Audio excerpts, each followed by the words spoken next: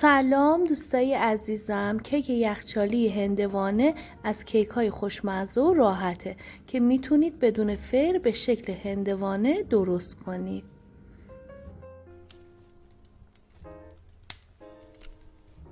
داخل تابه 4 قاشق غذاخوری نشاسته ذرت، 4 قاشق غذاخوری آرد سفید قنادی، 3 قاشق غذاخوری پودر کاکائو و 12 قاشق غذاخوری شکر بریزید. 1 لیوان شیر ولرم اضافه کنید و همه مواد رو مخلوط کنید. سپس 4 لیوان شیر سرد اضافه کنید. روی حرارت کم مدام به هم بزنید تا به غلظت فرنی برسه.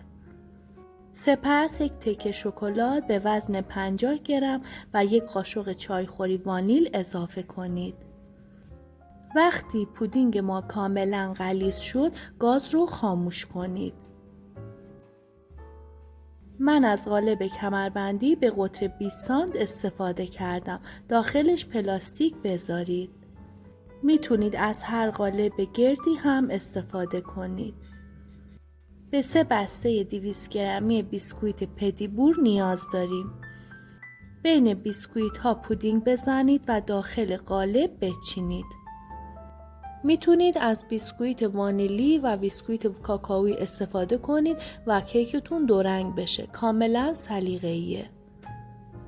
همینطور لایه ها رو ادامه بدید تا بیسکویت و پودینگ قالب رو پر کنن. لابلای هر بیسکویت پودینگ بزنید تا کیکتون کاملا نرم بشه. این مدل کیک یخچالی طعم و مزه شیرینی تر داره. خیلی با حوصله و دقت تمام لایه ها رو پر کنید. وقتی قالب پر شد، پودینگ باقی مانده رو روی بیسکویت ها بریزید. روش پلاستیک بذارید، به مدت 8 ساعت داخل یخچال قرار بدید. من یه شب تا صبح داخل یخچال گذاشتم.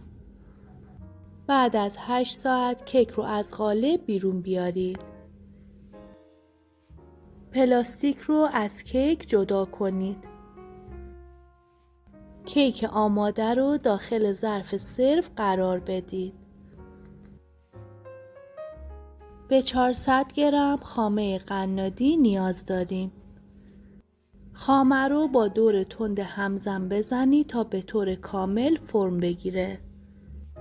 تمام نکات در مورد فرم دادن خامه قنادی رو در پست‌های قبل براتون گذاشتم. وقتی خامه فرم گرفت کاملا سفت میشه. 300 گرم خامه رو با چند قطره رنگ خوراکی ژله‌ای سبز مخلوط کنید. دیواره های کیک رو با خامه سبز رنگ کاور کنید.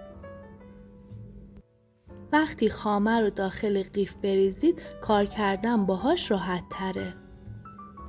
به کمک کاردک خامه رو صاف کنید. قسمت هایی که خالی مونده دوباره خامه بزنید و با کاردک صاف کنید.